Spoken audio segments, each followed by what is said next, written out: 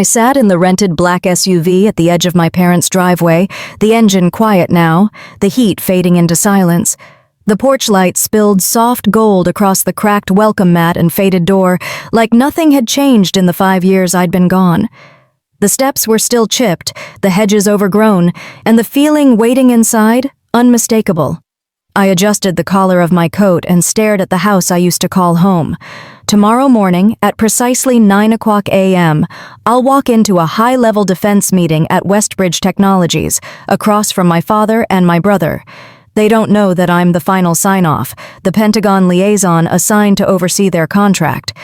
5 years ago, I walked out of this house, sick of being the family disappointment, the daughter who threw away her future by joining the army instead of business school. My father once told me the military was for people with no real options. That stuck. Tonight, I'm here for dinner. My mother will beam about Logan's promotion. My father will nod proudly. Someone will ask if I still move around a lot. I won't correct them. I won't explain. Because tomorrow, when their boss calls me Colonel Dane, when I sit at the head of the table in full dress uniform and guide their entire technical strategy, the silence will say everything. So I let them have tonight. I let them keep their assumptions, their blind spots, their carefully preserved story about who succeeded and who strayed. Let them toast Logan and pass around the same tired salad we've had since I was 10. Because by this time tomorrow, the entire narrative changes. And I won't have to say a word to make it happen. I pushed open the front door without knocking. Of course it was unlocked. It always was. Same smell, same faded wallpaper, same wall of photographs. Logan's graduation, Logan's wedding, Logan's 2 sons grinning in matching pajamas. Not one picture of me in uniform. Not even the commissioned portrait I mailed 5 years ago, the one in which I stood straight-backed and proud, believing, naively, that perhaps, just maybe, it would mean something to them. Juliet. My mother's voice floated from the kitchen. She didn't come out. Dinner's almost ready. I walked in, setting my bag by the coat rack like muscle memory. She glanced up only briefly as she stirred something on the stove. Logan and Meryl are on their way, she said. He just got promoted, you know. Of course I knew. That's great, I said, polite, like I wasn't already living under the looming shadow of his achievements. He's leading the entire systems integration team now, she added proudly, then looked at me for approval. Everyone at your father's company says he's going places. That phrase, going places, used to haunt me, as if success were a physical destination, and I'd missed the train. I didn't answer. The table was set for 6. No name cards, but the seats were implied. Logan at the head, Dad on the right, Mom between them. And me? Somewhere, anywhere. Nowhere that mattered. When Logan and Meryl arrived, right on time as always, he wore that brand of confidence you can't buy. I'm important, but not trying too hard. She brought a bottle of wine no one liked, but we all pretended to appreciate it. Nah, Jules, Logan said, pulling me into a brief hug. 5 years, huh? Exactly, I replied. He blinked at me, unsure if I was joking. I wasn't. We had roast beef, mashed potatoes, and the same salad my mother had been making since I was 10. Logan held court easily, describing in detail his new bonus structure, his team's contributions to the military wing of Westbridge Technologies. My father looked like he could cry from pride. And my mother? She wore that practiced smile, the one she reserved for when she didn't quite understand the topic but knew it mattered. A smile she had rarely, if ever, directed at me. So, still with the army? She asked eventually. I nodded, sipping water. Still a captain? My father chimed in, eyes never leaving his fork. Something like that, I murmured. Must be hard, Logan said. Always in the field. No long-term strategy, right? Just following orders? I didn't respond. I didn't need to. Upstairs, in the room that still bore the remnants of a version of me they once believed in, basketball trophies, honor roll certificates, college acceptance letters, I sat on the edge of the old twin bed. The patchwork quilt hadn't changed, nor had the posters on the wall, yellowed from time. But none of my cybersecurity commendations were here, none of my deployment photos, nothing marking my rise through the ranks from lieutenant to major to lieutenant colonel, and certainly not the Silver Eagle insignia I now wore with pride. To this house, I had vanished the day I swore an oath. I remembered the day I told them about the ROTC scholarship. I expected hesitation. I didn't expect disgust. My father had looked at me like I had thrown my life away. "The military is for people who don't have potential," he said. "You always meant more than that." He meant his version of more, of course. An MBA, a corner office, ideally at his company. Logan had slipped into that mold with ease. The family narrative was complete. I wasn't the daughter who chose a different path. I was the daughter who'd wasted her life. Downstairs, their laughter echoed. My father's deep chuckle, my mother's soft hums, Logan's booming self-assurance. The soundtrack of a tribe that had chosen their heir long ago. The irony, almost poetic now, Logan had just been promoted to lead the very team under the defense contract I was now supervising. He didn't know. None of them did. At 9:00 a.m. tomorrow, I would walk into Westbridge in full uniform, take my seat beside the CEO, and begin the technical review for Project Sentinel.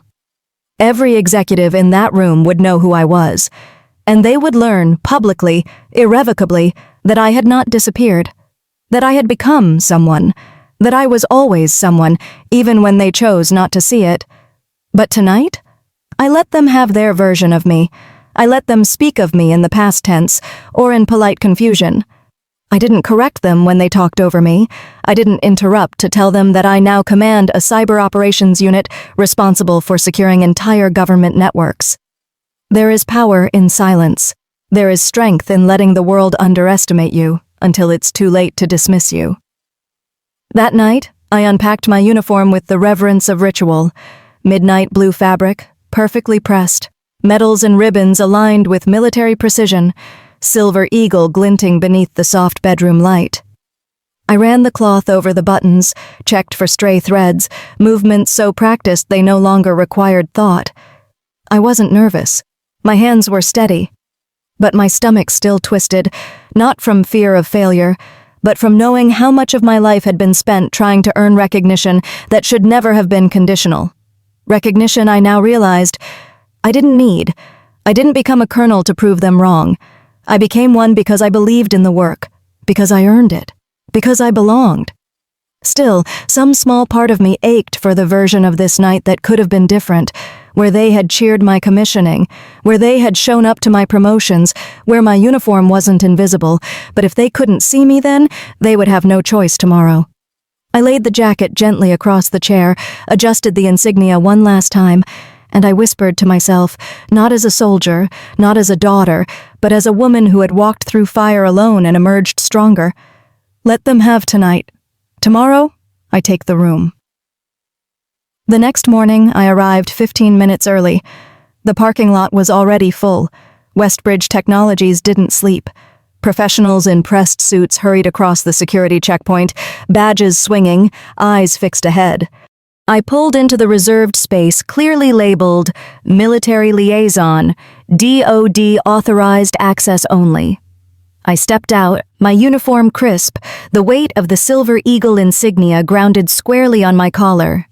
My shoes clicked sharply against the concrete as I walked toward the entrance, and though people glanced at me, some briefly staring, others subtly standing taller, no one questioned my presence. "Good morning, Colonel," the security officer at the front said as he scanned my badge. His tone was respectful, official, precise. A kind of address I had never heard within the walls of my father's home. I nodded. "Thank you." I bypassed reception and took the elevator to the executive level. I had memorized the floor plan weeks ago. No hesitation, no misstep. The doors opened, and the first face I saw was Logan. He stood near the glass hallway overlooking the city, flipping through his tablet, likely rehearsing the very presentation he had bragged about over dinner. His posture relaxed until he looked up. He froze. His eyes swept over my uniform, my ribbons, the eagle on my shoulder. For a beat, he looked like he couldn't breathe. "Juliet," he stammered. What's with the—" I didn't stop walking. "Good morning, Mr. Dane," I said, tone level, posture firm. I'm here to review the project. Behind him, my father's voice boomed from within a cluster of suits. He was mid-conversation, all charisma and command, until he saw me. His words faltered, eyes narrowing. Juliet, he said slowly, confused. Why are you dressed like that? He looked around quickly, scanning faces for context, gauging reactions. It wasn't until Lorraine Hart, the CEO of Westbridge Technologies, rounded the corner that everything changed. She stopped mid-stride when she saw me, her brows lifting with delight. Then she smiled, broad and genuine. Colonel Dane, she greeted, extending her hand immediately. I wasn't expecting you to attend in person. What an honor. I took her hand without breaking stride. I was in the area, thought it would be useful to oversee this session directly. Absolutely, she replied, then turned to the group trailing behind her. Everyone, for those who haven't met her yet, this is Colonel Juliet Dane, our Pentagon liaison for Project Sentinel. She has final approval authority for all military integration. It was as if someone had vacuumed the oxygen from the corridor. Every executive, engineer, and project lead stood still. My father blinked. Logan's mouth parted slightly, as though searching for the punchline to a joke that wasn't coming. I didn't look at either of them. I didn't need to. Lorraine led me into the boardroom, where a name placard, Colonel Juliet Dane, was already positioned at the head of the table beside hers. I sat, composed, reviewing my notes as department heads began filing in. Each one introduced themselves to me directly, respectfully. Some glanced at my age, then back at my insignia, surprised. But no one questioned it. Not twice. Not once they read my eyes. Logan and my father were the last to enter. They sat across the table, farther from me than they'd ever been in our lives. The meeting began at 9:00 a.m. sharp. Lorraine welcomed everyone, then turned to me. Before we begin, I want to thank Colonel Dane for attending in person. Her oversight has been invaluable, and her technical guidance directly shaped several of our core protocol upgrades. I stood and addressed the room, calmly, concisely. I laid out the current status, pointed to key performance milestones, and introduced 3 protocol updates I expected to be completed before the next round of funding. I made eye contact with each speaker. I asked for clarification when details were vague. I requested documentation where numbers didn't align. And then it was Logan's turn. He stood slowly, visibly unsettled. The room turned to him. As lead of the Systems Integration Unit, he began, voice slightly shaky, I've developed a revised deployment strategy for Phase 2. I believe it aligns with our performance targets and will meet the operational criteria outlined by the DoD. I waited, arms loosely folded, letting him speak, letting him finish. Then I asked evenly, Mr. Dane, can you clarify how your proposed deployment accounts for the latency thresholds in the most recent Pentagon memorandum? He blinked. Yes, I can review that. You'll need to, I interrupted. Our standards are non-negotiable. Please revise the draft protocol and resubmit by close of business Thursday. He nodded quickly. Yes, ma'am. The room was silent for a moment before we moved on. No one laughed. No one smirked. This wasn't a scene. It was just command. I continued the discussion like nothing had happened, because for me, nothing had. But for them, everything had. When the meeting concluded, Lorraine stood beside me again. Colonel Dane will remain on site through tomorrow's evaluation, she announced. Please offer her full access and support. This project is critical not just to national security, but to the future of our partnership. As the room began to empty, I felt the weight of new glances, not of doubt, but of recognition. They no longer wondered why I was there. They understood exactly who I was and what I represented. Out in the hallway, my father lingered. He looked like a man who had entered a room expecting applause and instead found himself a spectator. Juliet, he said once we were alone, the old authority in his voice flickering. We need to talk. I nodded once. Your office? He hesitated, then gestured down the hall. Inside, my mother sat stiffly on the guest chair. Logan leaned against the window, arms folded, jaw set.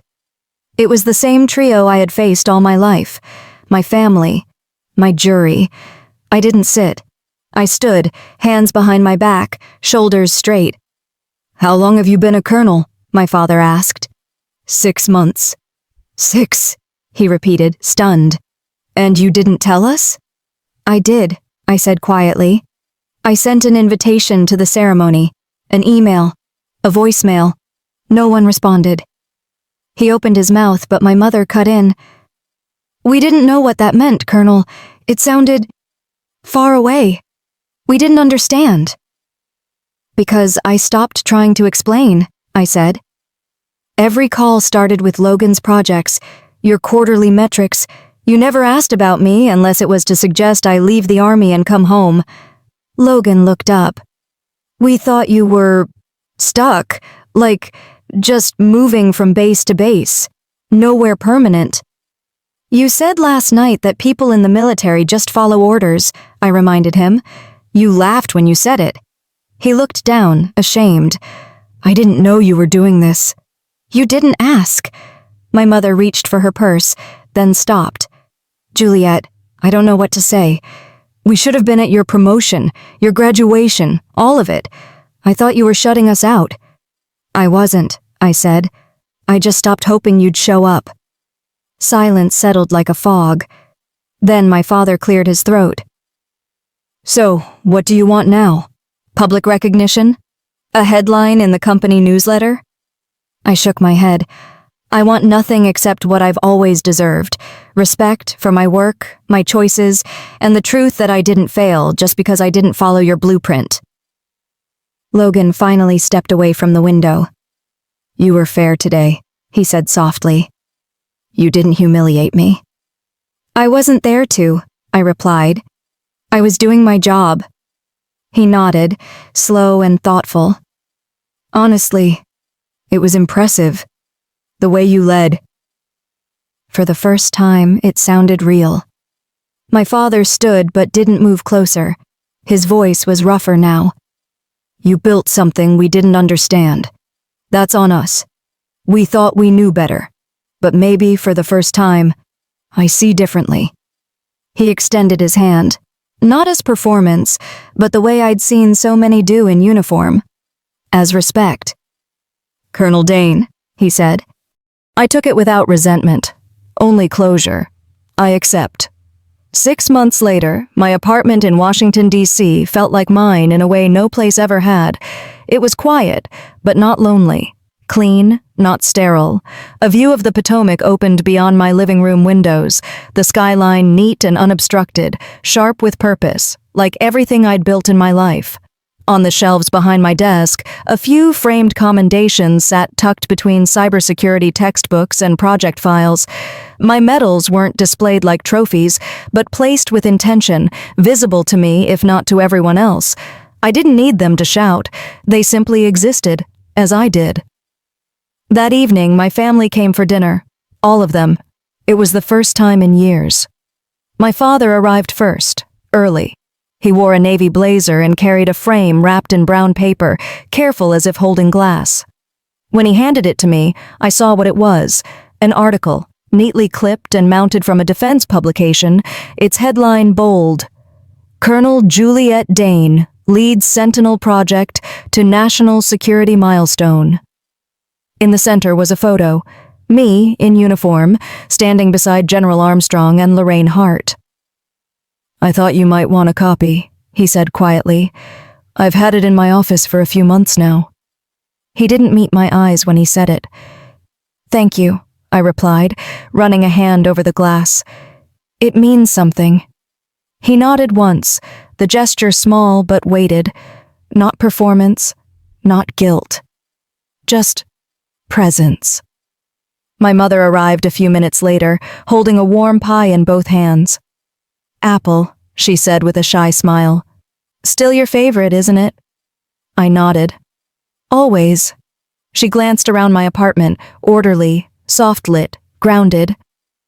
"I don't know how you keep everything so tidy." I nearly answered with a joke about military habits, but stopped.